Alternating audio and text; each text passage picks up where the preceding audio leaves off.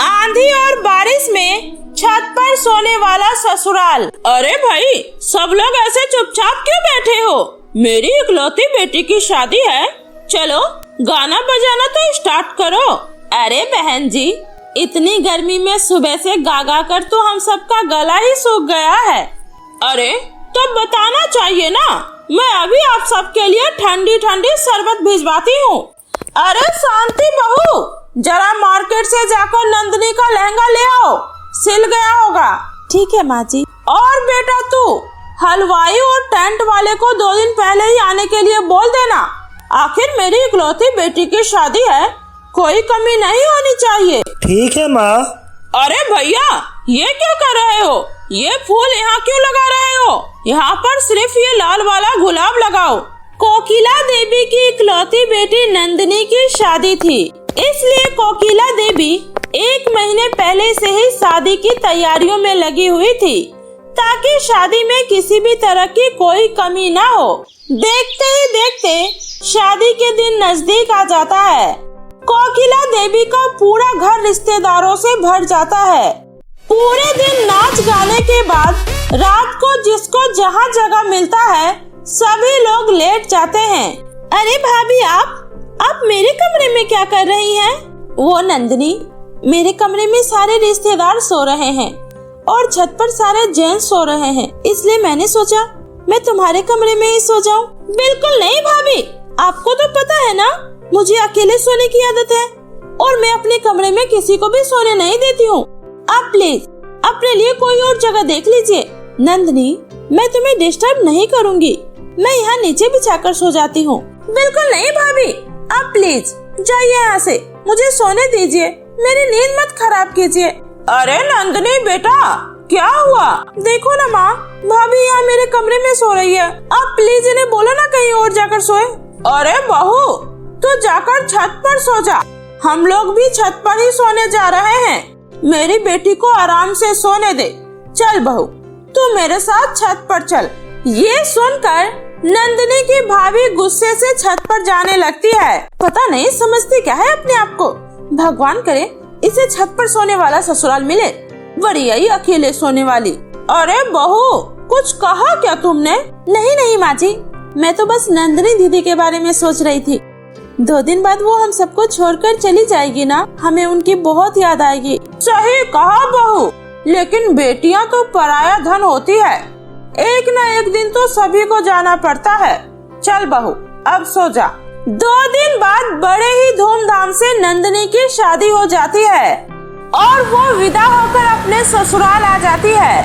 सारे रस्म होने के बाद रात में नंदिनी के कमरे में उसका पति नरेश आता है। नंदिनी, आज से तुम मेरी पत्नी ही नहीं, इस घर की बहू भी हो और मुझे पक्का यकीन है तुम्हें यहाँ बहुत अच्छा लगेगा। वे लोग बातें कर ही रहे थे कि तभी अचानक से घर की बिजली चली जाती है। अरे इस लाइट को अभी जाना था। नरेश जी, जल्दी से आप टेक्नीशियन को बुलाकर लाइट सही करवाइए ना, मैं बिना एसी और पंखे के गर्मी में नहीं सो पाऊंगी। अरे तुम चिंता मत करो, मैं तुम्हें ऐसी जगह सुलाऊंगा जहाँ तुम्हें एसी से भी बढ़िया हवा मिलेगा।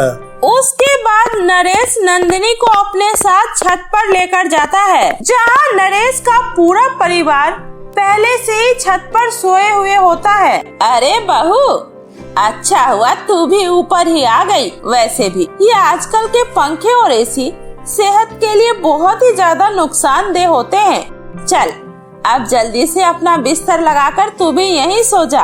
क्या? नहीं माँ जी, वो मुझे छत पर सोने की आदत नहीं है, मैं यहाँ पर नहीं सो सकती हूँ। अरे बहू, कुछ दिन रहोगी तो आदत अपने आप बन जाएगा। जा अर्चना, भाभी का बिस्तर लगा दे और उसको अपने साथ सुला ले। आओ भाभी, आप यहाँ मेरे साथ सो जाओ, आओ ना। जाओ नंदिनी। हे भगवान, ये मैं कहाँ फंस गई? मुझे तो हमेशा से ही अकेले सोने की आदत है, मुझे तो ऐसे खुले में नींद भी नहीं आएगी। कोई बात नहीं, एक रात की तो बात है, किसी तरह से सो जाती हूँ। नंदिनी सो तो जाती है, लेकिन उसे छत पर बिल्कुल भी नींद नहीं आ रही थी। लेकिन उसके पूरे ससुराल वाले आराम से खर्राटे मारकर छत पर सो रहे थे। हे भगवान, ये मैं कहाँ फंस गई हूँ? यहाँ मुझे बिल्कुल भी नींद नहीं आ रही और ये लोग आराम से खर्राटे मारकर सो रहे हैं। सुबह होते ही नंदिनी उठकर घर के कामों में लग जाती है। रात में नींद पूरी नहीं होने की वजह से नंदिनी को दिन में बहुत नींद आ रही थी। नंदिनी किचन में काम कर रही थी, तभी कांच का गिलास साफ करते हुए हाथ से छूटकर नीचे फर्श पर गिर जाता है। अरे बहू, ये तूने क्या किया? तूने इतनी महंगी गिलास तोड़ दी। आखिर ध्यान कहाँ है तुम्हारा? वो मम्मी जी, गलती से मेरे हाथ से छूट गया, सॉरी, मैं आगे से ध्यान रखूंगी। ध्यान रखा करो बहू, ऐसे चीजों का नुकसान करोगी तो आखिर कैसे चलेगा? तुम्हें पता भी है हम कैसे कैसे करके पैसे कमाते हैं। क्या क्या मतलब माँ जी? कुछ नहीं बहू। शाम होते ही नंदिनी जल्दी से सबको खाना खिलाकर अपने कमरे में सोने चली जाती है। आज तो चैन से एसी चलाकर सोऊंगी। अरे ये एसी चल क्यों नहीं रहा?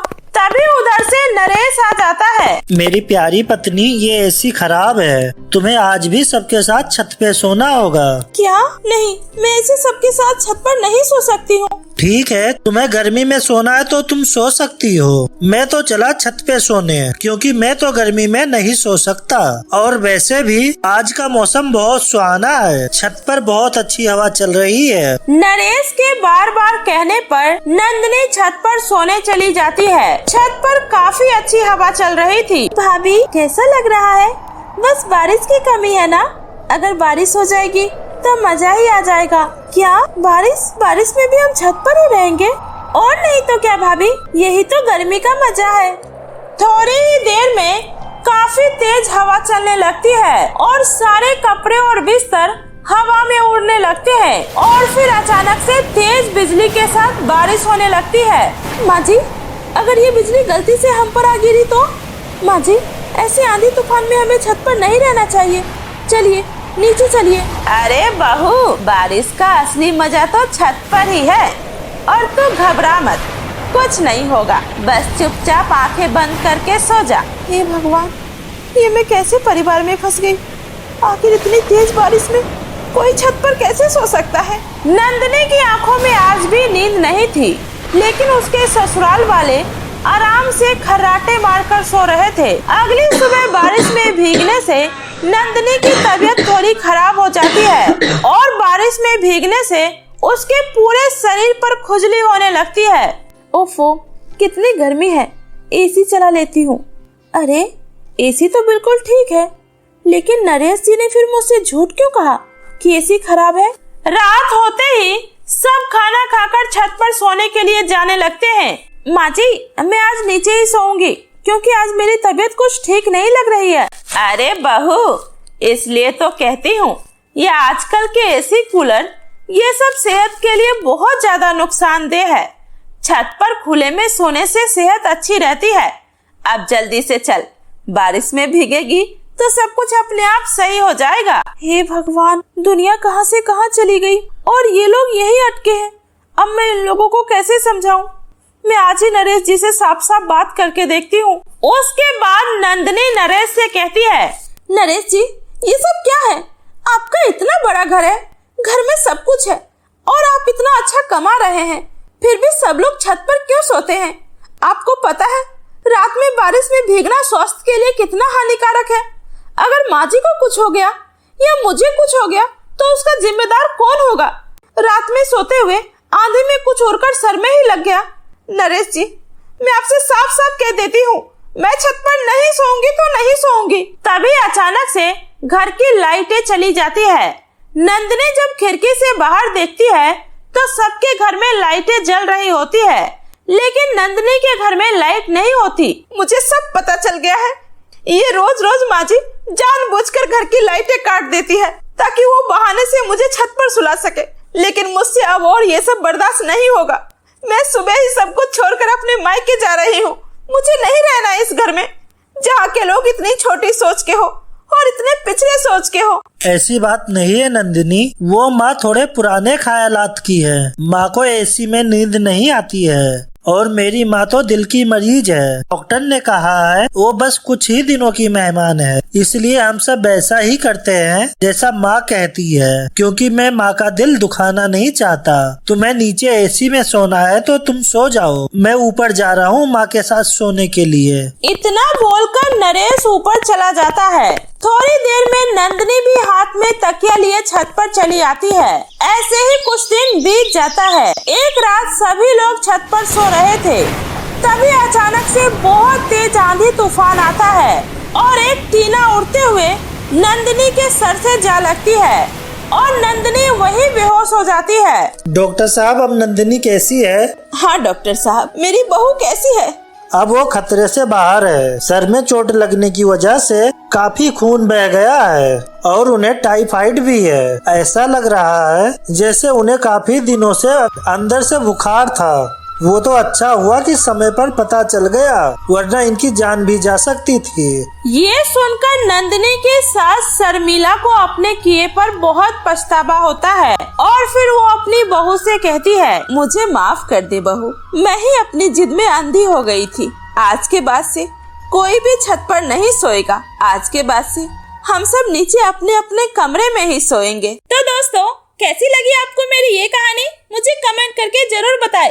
कहानी अच्छी लगी हो तो वीडियो को लाइक करके चैनल को सब्सक्राइब कर ले। बाय बाय दोस्तों।